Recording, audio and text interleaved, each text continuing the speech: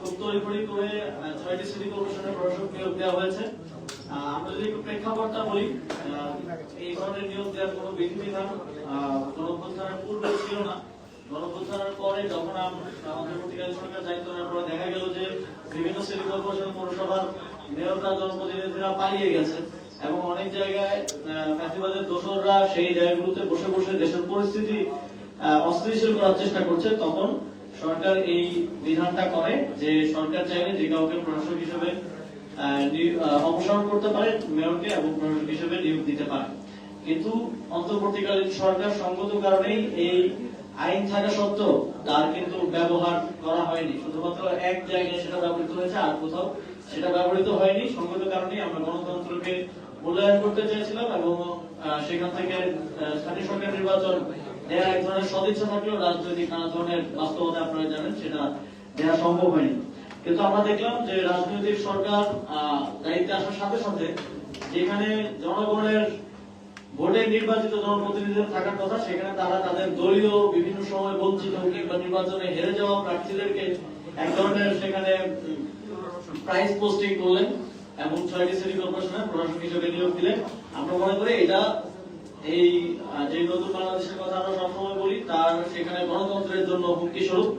এবং আমরা মনে করি যে দীর্ঘ ১.৫ বছরেরও বেশি সময় ধরে স্থানীয় সরকার প্রতিষ্ঠানগুলো জনপ্রতিনিধি শূন্য এবং এর ফলে দেশের জনগণকে প্রত্যেকটা ছোট ছোট কাজে নাগরিক সেবার ক্ষেত্রে ভোগান্তির শিকার হতে হয়।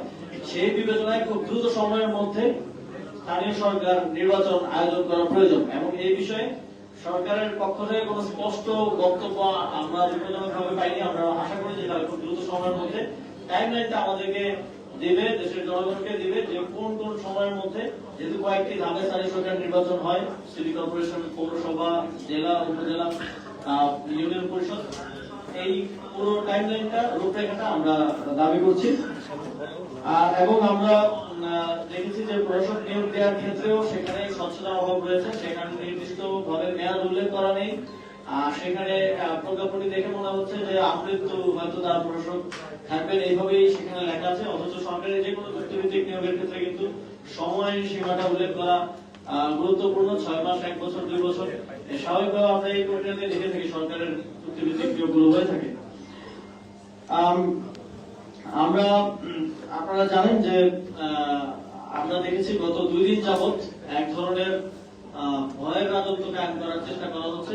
আমরা মনে করি যে যেই পুলিশের মাধ্যমে এই যে বিভিন্ন জায়গায় রেডের নামে সাধারণ জনগণকেও এবং সাংবাদিকদের উপর হামলা হয়েছে, আপনাদেরও কয়েকজন সহকর্মীর উপর হামলা হয়েছে বলে আমরা জেনেছি। আমরা এই ঘটনার তীব্র নিন্দা জানাই। আমরা মনে করি সরকার এটার মাধ্যমে জনগণকে এক ধরনের ভয়ের মধ্যে রাখতে চাচ্ছে, একটা ভয়ের মেসেজিং তারা করতে চাচ্ছে। এবং আমরা শুনেছি যে স্বরাষ্ট্রমন্ত্রী তিনি বলেছেন যে এখন আন্দোলন করা যাবে না, রাস্তা অবরোধ করা যাবে না। আমরা দেখছি যে অন্তর্বর্তীকালীন সরকারের সময় অনেক অযৌক্তিক এবং বিভিন্ন কারণে, ছোটখাটো কারণে রাস্তা অবরোধ হয়েছে। আমরা সেটাকে অবশ্যই সমর্থন করি না এবং আমরা মনে করি যেহেতু একটি নতুন সরকার গঠন হয়েছে তাদেরকে তাদের কাজ করার ক্ষেত্রে এতটুকু সহযোগিতা জনগণের পক্ষ থেকে করা উচিত যে অকারণে অযোজিত ভাবে যদি কেউ রাস্তা অবরোধ না করে। কিন্তু একই সাথে কারো যৌক্তিক দাবিতে আন্দোলন করার, ভয়েস রেজ করার, কথা বলার অধিকারকেও আমরা কোনোভাবেই যেন হ্যাম্পার না হয়, কথা বলার অধিকার বঞ্চিত না হন, সেটা নিশ্চিত করাও আমাদের দায়িত্ব। এবং আমাদের সংবিধান দেশের প্রত্যেক নাগরিককে এই অধিকারটা দেয়। এবং কিন্তু সরকারের পক্ষ থেকে আমরা দেখছি যে একদম একাধারে সকলকে কোনো ধরনের আন্দোলন করা যাবে না, এই ধরনের কথা বলা হচ্ছে, যেটা গণতন্ত্রের পরিপন্থী, আমাদের সংবিধানের পরিপন্থী। এবং আমরা এই ধরনের অ্যাপ্রোচ আগে সরকারের সময় দেখেছি যে বিরোধী দলমত যে কোনো কিছু নিয়ে নামলেই দলমত নির্বিশেষে সেগুলোর উপর দমন পীড়ন চালানো হতো। তো আমরা সরকারের প্রতি আহ্বান জানাবো এই জনগণকে বিভিন্ন রেডের নামে হয়রানি করা এবং এই সাংবাদিকদের উপর হামলা, সাধারণ জনগণের উপর হামলা, মারধর অকারণে যথেচ্ছভাবে করা, এইগুলো থেকে এগুলো বন্ধ করতে হবে। এবং আমরা জানি যে প্রত্যেকটি থানায় কিন্তু ইনফরমেশন আছে যে কারা মাদকের কারবারি করে, কারা চুরি করে, কারা ছিনতাই করে। তো স্পেসিফিকলি সেটা নিয়ে কাজ করতে, সেটা মানে এক ধরনের আইওয়াশ হচ্ছে আর কি, মূল জায়গায় কাজ না করে জনগণকে ভয় দেখানোর এক ধরনের চেষ্টা হচ্ছে বলে আমরা মনে করছি। আর এর বাইরে আমাদের নির্বাচন পরিচালনা কমিটি এই বিষয়ে বলেছেন। এই বিষয়ে আমরা জাতীয় নাগরিক পার্টি আপনারা দেখেছেন যখন জাতীয় নির্বাচনেরও প্রার্থীতা মনোনয়ন দেওয়া হয় তখন আমরা শুধুমাত্র আমাদের দলীয় নেতা কর্মীদের বাইরেও যারা বিভিন্ন জায়গায় যোগ্য আছেন, জনপ্রতিনিধি হওয়ার যোগ্য আছেন এবং মানুষের জন্য কাজ করেছেন, কাজ করতে চান, অনেকে আমরা সুযোগ করে দেওয়ার চেষ্টা করছিলাম। এবারও আমাদের সেই অ্যাপ্রোচটা থাকবে এবং আপনারা জানেন এবার আইন অনুযায়ী এই নির্বাচনে দলীয় মার্কা এবং দলীয় মনোনয়ন থাকবে না। সেক্ষেত্রে এবার ব্যক্তি হিসেবে সবাই নির্বাচনে আসবে এবং জাতীয় নাগরিক পার্টি তাদের নির্দিষ্ট প্রার্থীদের সাথে আমাদের যে সাংগঠনিক সমন্বয় সেটা করার মাধ্যমে আমরা তাদেরকে সহযোগিতা করবো, সেগুলো নির্ধারণ করবে আমাদের এই নির্বাচন পরিচালনা কমিটি। তো আজকে আমরা এখানে শেষ করতে চাই। ধরার পক্ষ থেকে আমাকে প্রাথমিকভাবে কিছু বিষয়ে জানানো হয়েছে। না, আমরা যখন দেখলাম যে প্রশাসকের নিয়োগের প্রজ্ঞাপনে নির্দিষ্ট কোনো সময়ের উল্লেখ নেই এবং আমরা শুনলাম যে যিনি স্থানীয় সরকার মন্ত্রী আছেন তিনি একটি প্রশ্নের উত্তরে বলছিলেন যে সিটি কর্পোরেশনগুলোর মেয়াদ শেষ হলে নির্বাচনের বিষয়ে ভাবা হবে। হয়তো উনি ইনফর্ম না বা ওনাকে জানানো হয়নি। সিটি কর্পোরেশনগুলোর মেয়াদ কিন্তু 12টা সিটি কর্পোরেশন 12টারই শেষ এবং প্রত্যেকটা নির্বাচন দেওয়ার জন্য এলিজিবল। শুধুমাত্র 11টা সিটি কর্পোরেশনের মেয়াদ আমি যখন দায়িত্বে ছিলাম তখনই শেষ হয়ে গিয়েছিল, আজ থেকে প্রায় 1 বছরেরও বেশি সময় আগে, এবং একটা city corporation Chattogram city corporation সেটা রিজার্ভ হিসেবে রয়েছে।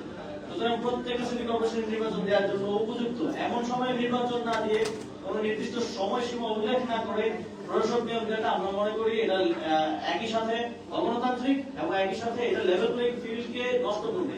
যে প্রশাসক হচ্ছে সে যদি প্রশাসকের পদে থেকে নির্বাচন করে অথবা তার দলের কাউকে সহযোগিতা করে তাহলে অন্যদের জন্য নির্বাচন করাটা কঠিন হয়ে যাবে এবং সেখানে বসে থেকে নির্বাচন করা। আমরা দেখেছি বিএনপি সবসময় বলে এসেছে যে তারা তত্ত্বাবধায়ক সরকার অধীনে নির্বাচন চায়, তারা দলীয় সরকার অধীনে নির্বাচন চায় না, কিন্তু এটাও একই অবস্থায় হয়ে যাচ্ছে।